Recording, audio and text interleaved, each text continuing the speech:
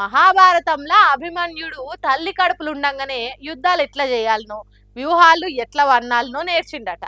అందుకే 16 ఏండ్లకే బాణం బట్టి పద్మ వ్యూహంలోకి చేరిండట. కౌరవుల దిక్కున్న ఎంత తోప్ తురుములనైనా ఓడించిండట. అది మహాభారతం కాబట్టి అట్లా జరిగింది, కానీ నిజంగా జరుగుతుందా? కానీ ఇగో ఈ బుడ్డోని చూస్తే నిజమే అంటారు మీరు కూడా. ఏలు చూపితే కొండవాకుడు కాదు, ఏకంగా ఎవరెస్టే వాకేటట్టున్నాడు కౌండిన్య అనే గీ బుడ్డోడు. 3-4 గొలిచిన మూరేళ్ళు లేని ఈ 3 ఏండ్ల పిల్లగాడు భారతదేశం రాష్ట్రాలు వాటి రాజధానుల పేర్లు చెప్తున్నాడు. అట్లా మా బుడ్డోడు కూడా చెప్తాడు. 4 రోజులు పట్టి పట్టి చెప్పి బట్టి పట్టిస్తే అని అంటారు కావచ్చు కొంతమంది. కానీ ఈ చిన్నోడు పెద్దోళ్ళకే నాలుక తిరిగిన పద్యాలు ఉత్తగా ఉఫ్ అన్నట్టు ఊది పాడేస్తుండు. దానానందమయం దేవం నిర్మలం స్ఫటికాకృతం ఆధారం सर्व विज्ञान अयग्रीवम उपासमहे चक्षुषे डोमनिम पुष्पकनकम निभृतिम करे रोप्य सिंहासनारूढम देवीं चक्षुष्मतिं भजे पर्वतोमुखम नरसिंहं भीषणं बद्धं ముఖ్యం చూసిండ్రా, ఒక్కొక్క పదం బలికేతానికే మనకు నోరు తిరగది. అసొంటిది పెద్ద పెద్ద పదాలు యాది పెట్టుకొని చెప్పడంటే చిన్న ముచ్చట్న. ముద్దు ముద్దు మాటలు మాట్లాడాల్సిన 3 ఏండ్ల ఈడుల కౌడిన్యకు ముద్దుగా పద్యాలు చెప్తున్నాడు.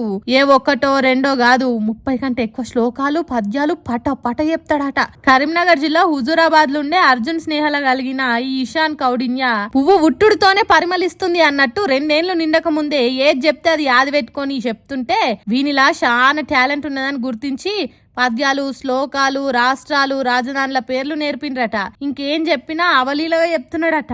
పెద్దగా పెరిగినాక ఎంతో ఎత్తుకోయేటట్టు చేస్తామని అంటున్నారు అయ్యవ్వలు. మరి ఈ బుడ్డోడు రోబో సినిమాలో షిట్టి రోబో బుక్కులను స్కాన్ చేసి ఫోన్ నంబర్లు చెప్పినట్టు ఏఐ యాప్ ఏదన్నా చిన్నప్పుడే మింగింది అన్నట్టు కొడుతున్న ఈ కౌండిన్య ముందు ముందు మంచిగా చదువుకొని తెలంగాణ రాష్ట్రానికి భారతదేశానికి గొప్ప పేరు తీసుకొచ్చేటట్టు ఎదగాలని కోరుకుందాం.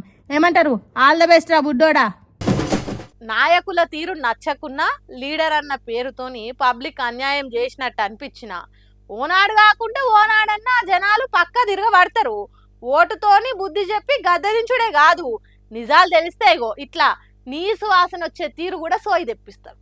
అయ్యయ్యో, ఏదో హోలీ పండుగ నాడు కొట్టినట్టే ముఖం మీద కోడిగుడ్లు కొడుతురుగా. కుర్చీలకెళ్ళేసే గ్యాప్ కూడా ఇవ్వకుండా గప్పగా పరుచుకురు గుడ్లతోని. మరేం కాని పని చేసి నీ మోతవరి మొగాయనానంటే తృణమూల్ కాంగ్రెస్ మాజీ మంత్రి ఉజ్వల్ బిశ్వాస్ అనే ఈయన మీద మస్తు బద్నాములు ఉన్నాయట.